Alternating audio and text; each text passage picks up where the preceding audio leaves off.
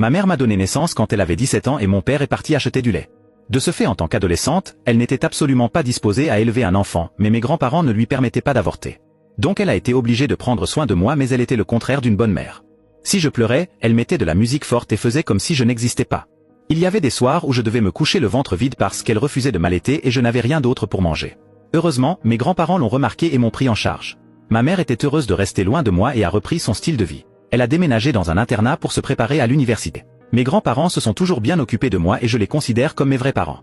Quand j'avais 4 ans, ils ont engagé une babysitter pour s'occuper de moi parce qu'ils devaient assister à un mariage. Sur le chemin du retour, ils ont eu un terrible accident et n'ont malheureusement pas survécu. J'ai pleuré pendant des jours et des jours. La maison était au nom de ma mère, alors elle est revenue. C'est comme si elle était heureuse que ses parents soient partis parce qu'elle avait commencé à organiser des fêtes tard le soir à la maison. Littéralement une semaine plus tard, elle est devenue la reine de son université parce qu'elle avait une maison vide où tout le monde pouvait sortir et consommer des substances. À cette